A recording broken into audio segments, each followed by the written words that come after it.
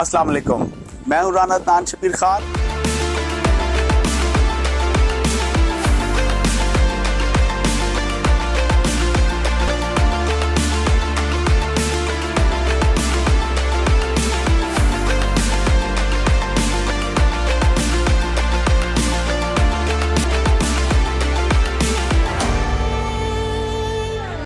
السلام علیکم، میں ہوں رانا عدنان شبیر خان اور آپ دیکھ رہے ہیں نوائے فکر۔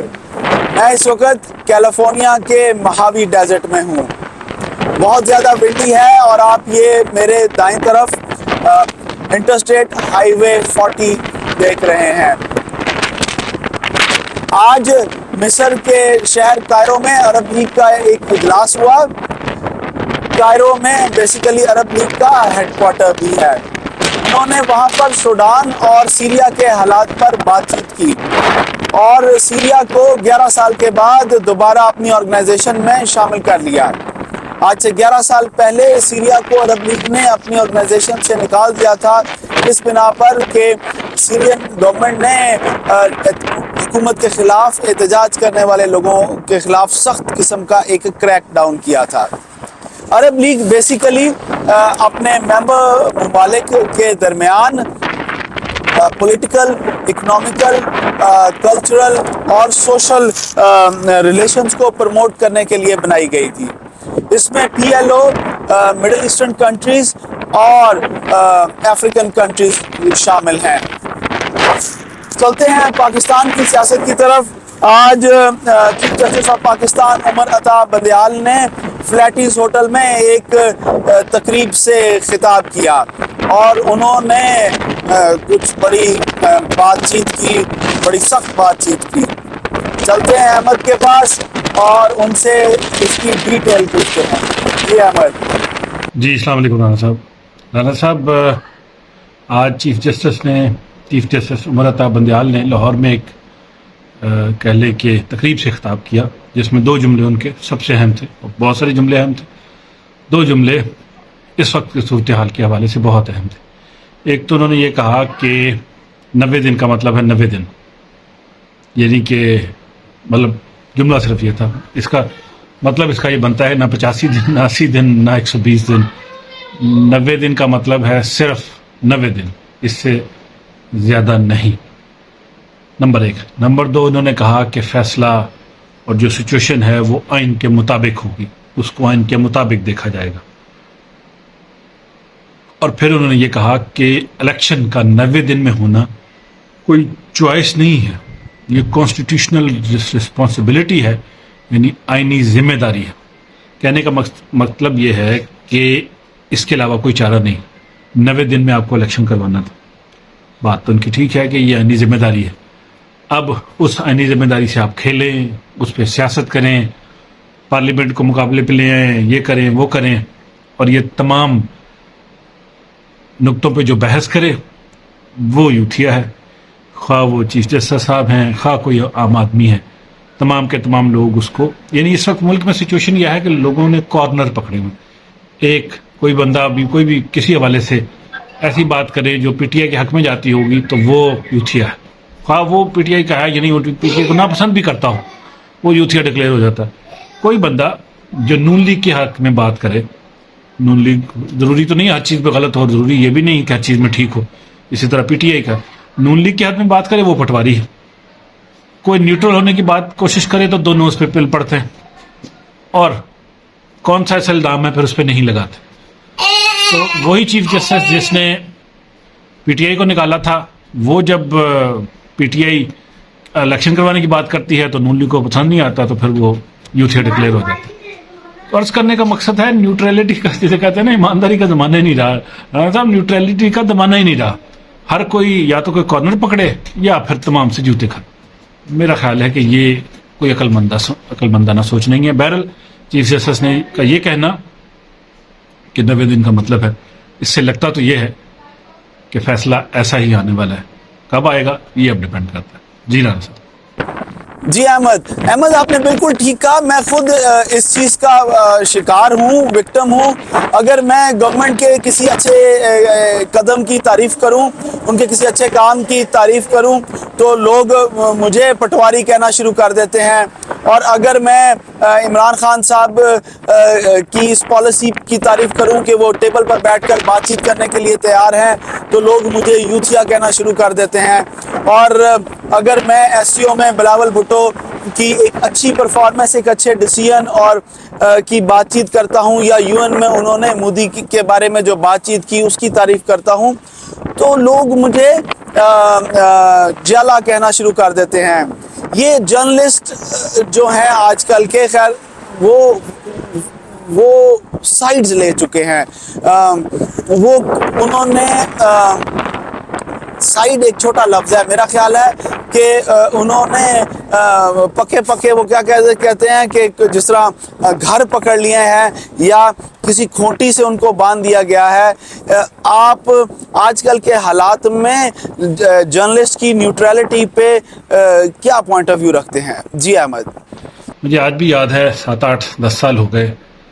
سید طلعت حسین صاحب ہمارے بڑے مشہور اینکر ہیں, ہمارے سینئر بھی تھے, میں نے ان کے ساتھ کام کیا. ندیم ملک صاحب ہمارے سینئر اینکر ہیں, ان کے ساتھ بھی کام کیا. یہ بڑے بھائیوں کی طرح ان سے ایسا تعلق تھا, بڑا عزت ریگارڈ والا تعلق ہے. آج بھی لوگ بہت عزت کرتے ہیں, میں بھی ان کی بہت عزت کرتا ہوں. اسی طرح مشتاق مناس ہیں, باقی بھی ان تمام لوگوں کے ساتھ میں نے کام کیا. رانا صاحب, اب سچویشن یہ ہے کہ اگر ان میں سے کوئی بھی بندہ کسی پارٹی کی لائن نہیں لیتا تو اس کو نوکری سے نکال دیا جاتا, اس کو نوکری نہیں کرنے دی جاتی. ایگزیکٹلی یہی کام خان صاحب نے سید طلعت حسین صاحب کے ساتھ کیا. وہ کچھ رگڑا اور پھر وہ پورا کا پورا ان کی سوشل میڈیا ٹیم ہے جو رگڑے لگاتی. اسی طریقے سے نون لیگ کے لوگوں نے بھی یہی کیا. انہوں نے جو کوئی پی ٹی آئی کا ساتھ دیتا تھا اس کے ساتھ یہ کیا. الٹیمیٹلی یہ حال ہو گیا رانا صاحب کہ ابھی ریسنٹلی کچھ جابز آئیں تو پی ٹی آئی کی جو چلتی تھی تو انہوں نے بول میں ایک نوجوان صحافی کو بیورو چیف لگوا دیا جس بیچارے کا اتنا تجربہ نہیں تھا, صرف اس لیے کہ وہ پی ٹی آئی کا اچھا بلاگر, وی لاگ بھی اچھا کرتا تھا. عرض کرنے کا مقصد یہ ہے کہ لوگوں نے سیاست میں اتنی ایکسٹریم پوزیشنز لے لی ہیں جس کی سمجھ نہیں آتی. ایگزیکٹلی وہی والی سچویشن ہے جو انڈیا میں ہو رہا ہے. یعنی وہاں پہ بھی بی جے پی پرتشدد والا کام ہے, اور یہاں پہ بھی 90 کی دہائی آپ کو یاد ہوگا, بینظیر نواز شریف آمنے سامنے ہوتے تھے, اور لاہور میں ایک دفعہ دونوں کے جلسے آمنے سامنے آ گئے اور دونوں سائڈ سے گزر گئے, کوئی ہنگامہ نہیں ہوا, کچھ نہیں ہوا. تو لوگوں نے کہا کہ بڑا صبر, پاکستان بڑا ترقی کر گیا, بڑا صبر والا دور آ گیا. لیکن جیسے وہ دور گزرا, اگلے دور میں یہ پرتشدد رویے ٹی وی میں اور لوگوں پہ, یعنی ٹی وی تو چلے بہت ہائیلی پولیٹیسائزڈ ایک پلیس ہے, معاشرے میں بھی آپ دیکھ لیں کہ جو تعلیمی نظام میں جو بندہ نون لیگ کا نہیں ہے اس کو نوکری نہیں ملتی, جو پی ٹی آئی والا ہے اس کو بھاگ کے مطلب جو نون لیگ کا دور ہے تو نون لیگ والے کو ملے گی, پی ٹی آئی والے کا دور ہے تو پی ٹی آئی کو ملے گی.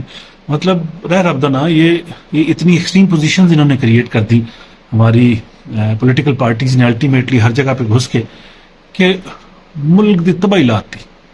عرض کرنے کا مقصد یہ ہے نیوٹرلٹی کا دور ہی نہ, رانا صاحب چنگے دور نہیں رہے ہوں, نیوٹرلٹی کا دور ہی نہیں ہے, امپارشل نہیں آپ ہو سکتے. اس حد تک جو ہے وہ رگڑا لگا کے یہ کر دیا. تو بہرحال لمبی بحث ہے رانا صاحب, لیکن اس کو دیکھ کے افسوس ہوتا ہے کہ امپارشل ہونا اس دور میں کتنا بڑا رہا. میرا خیال ایک حدیث شریف بھی تھی, ایک دور ایسا آئے گا کہ ایمان پہ رہنا کوئلوں پہ چلنے کے برابر ہوگا. ایگزیکٹلی وہی دور ہے. جی احمد, ہم نے کل بھی چائنیز فارن منسٹر اور افغانستان کے فارن منسٹر کے وزٹ پہ بات چیت کی, اور اس خطے میں, اس ریجن میں چائنا کتنا کو عمل دخل رکھتا ہے اور چائنا کی کیا سوچ ہے, اور چائنا اس خطے کو کس ڈائریکشن میں لے کر چلنا چاہ رہا ہے. آپ کا اس بارے میں کیا خیال ہے؟ جی احمد. بھائی چارہ, امن اور اسی میں ملک تمام کی, نہ صرف پاکستان کی, افغانستان کی بھی, اور تمام خطے کی اسی میں بہتری ہے. اب اگر انڈیا پنگے بازی نہ کرے جیسے بلوچستان میں کرتا تھا اور اس نے بہت تباہی مچا کے رکھی تھی, اگر وہ یہ ڈرامے بازی نہ کرے تو یہ خطہ پرامن رہے گا. عرض کرنے کا مقصد ہے کہ اپنے مفادات کی خاطر اگر انڈیا کہیں تباہی پھیرتا ہے یا کچھ اور کرتا ہے, بدامنی کریٹ کرتا ہے, تو ایک علیحدہ بات ہے. ادروائز امن اگر اس خطے میں آ جائے تو اس کو ترقی کرنے سے کوئی نہیں روک سکتا. اور چین جو اس وقت امن کا ٹارچ بیرر بھی ہے اور وہ ترقی بھی ہر ملک میں لے کے آتا ہے جہاں وہ جاتا ہے, جہاں چینی جاتے ہیں اس خطے کو, ملک کو اٹھاتے ہیں, ترقی دیتے ہیں. اگر یہی سچویشن آ جاتی ہے پاکستان افغانستان میں تو اس خطے کی تقدیر بدل سکتی ہے اور ترقی آ جائے, لوگ یہاں سارے پڑھ لکھ جائیں, اگلے 20 سال میں ڈھیر ترقیاتی کام ہوں, ملک ترقی کر جائے, پاکستان بھی افغانستان بھی, تعلیم بہتر ہو جائے, تو کیا ہی بات. چیزیں کہنے میں مشکل ہے لیکن اگر لیڈرشپ چاہے تو یہ ہو سکتا ہے. اگر لیڈر چاہیں تھوڑا سا سیکریفائس کریں, آپس میں مل بیٹھیں تو ساری چیزیں ہو سکتی ہیں. اگر ہم یہ کہیں کہ پاکستان کی سیاست بالاتر ہے خطے سے اور اس ملک سے جس کا اس خطے میں اس وقت سب سے زیادہ انفلوئنس ہو, خواہ وہ رشیا ہو, خواہ وہ امریکہ ہو یا اس وقت چین ہو, تو یہ ناممکن. اب اگر ہم یہ کہیں کہ بڑا ایک واضح دور نظر آتا ہے کہ جب امریکہ میں ڈیموکریٹس آتے ہیں تو پاکستان میں جمہوریت آ جاتی ہے, ریپبلکنز آتے ہیں یہاں پہ مارشل لا لگ جاتے ہیں, پھر بہر چیزیں ایسے چلتی رہتی ہیں. اسی طریقے سے چائنا اب ہے, تو اگر چائنا نے خود ترقی کی ہے تو ان ملکوں کو بھی ترقی کروا رہا ہے. تو اگر یہی چیز ٹرانسلیٹ ہو جاتی ہے پاکستان میں اور پاکستان ترقی کرتا ہے اور ہمارے سیاستدان بھی آپس میں مل بیٹھتے ہیں, جو کہ میسج چین نے باقی خطے کو دیا ہے, سعودی عرب قطر کی صلح, سعودی عرب ایران کی صلح, اور اسی طریقے سے سعودی عرب اور باقی ممالک کی صلح, خطہ امپروو کر رہا ہے, مڈل ایسٹ میں بہت بہتری آ رہی. اور اگر اسی طریقے سے پاکستان افغانستان میں بہتری آ جاتی تو پاکستان کی سچویشن بہت بہت بہتر ہو سکتی ہے اگر واقعی چین یہاں پہ انویسٹ کرے اور اس خطے کو ترقی دے, اور ہم بھی اس چیز پہ مل بیٹھیں, اس پہ سوچیں کہ واقعی یہ کرنا چاہیے. بہت امپورٹنٹ ہے اس وقت چین کے وزیر خارجہ کا آنا اور یہ میسج دینا کہ پاکستان ترقی کرے امن کے ساتھ, تو بہت اچھی بات. وزیر اعظم اس وقت میاں چنو کے ہمارا علاقہ ران سب سائی والے میاں چنو, تو وہاں کے ہمارے وزیر اعظم جو اسکاٹ لینڈ کے فرسٹ منسٹر جسے کہتے ہیں وہاں وزیر اعظم ہوتا ہے, ان سے ملے تو انہوں نے کہا وہ پاکستان آئیں گے. بڑی خوشی کی بات ہے کہ پاکستانی اتنا رائز کرتے ہیں, دل خوش ہوتا ہے ہمیں ساری باتیں سن کے کہ پاکستانیوں نے دنیا میں کہاں کہاں کس کس موقع پہ کتنی اعلیٰ ترقی کی. برطانیہ میں اگر انڈیا کے وزیر اعظم آ گئے ہیں تو پاکستان کے بھی اسکاٹ لینڈ میں آئے. جی رام صاحب. خواتین و حضرات, جو جرنلسٹ, جو ٹی وی کے اینکرز وہ کسی پولیٹیکل پارٹی کی سائیڈ لے لیتے ہیں, اس کی چھتر چھایا میں آ جاتے ہیں, میرا خیال ہے ان کو جرنلسٹ کہنا بھی ایک جرم ہے. میں ان لوگوں کو ٹاؤٹ کہتا ہوں. اکثر لوگ مجھے کہتے ہیں کہ جناب آپ ایک گول چکر میں گھوم رہے ہیں, آپ کبھی پی ٹی آئی کی تعریف کر دیتے ہیں, کبھی آپ مسلم لیگ نون کی کسی بات پہ تعریف کر دیتے ہیں, کبھی آپ پیپلز پارٹی کی تعریف کر دیتے ہیں, کبھی آپ ان تینوں کو برا کہہ دیتے ہیں, آپ کوئی سائیڈ کیوں نہیں لیتے؟ تو میں نے ہمیشہ ایسے دوستوں کو بتایا کہ میری سائیڈ پاکستان ہے.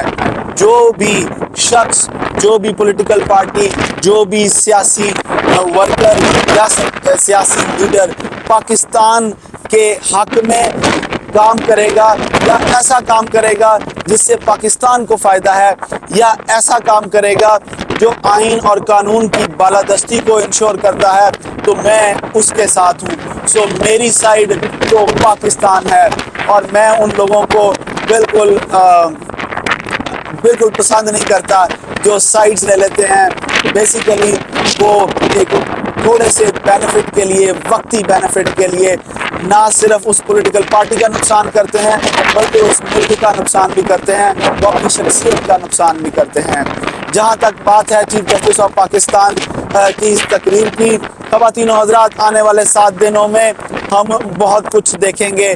پاکستان کے حالات کو بدلتا ہوا دیکھیں گے, پاکستان میں موجود سیاسی صورتحال کو بدلتا ہوا دیکھیں گے. بہت اہم فیصلے بہت جلدی آئیں گے اور آپ پاکستان کے پولیٹیکل ارینا میں بہت ساری نئی دھینگا مشتی دیکھیں گے. میں امید کرتا ہوں اور دعا کرتا ہوں کہ جو بھی ہو پاکستان کے حق میں ہو, پاکستان کی بہتری کے لیے ہو, آئین اور قانون کی بالادستی کے لیے ہو. میں آپ سے اجازت چاہوں گا. اللہ آپ سب کو آسانیاں نصیب فرمائے اور آسانیاں تقسیم کرنا نصیب فرمائے. السلام علیکم.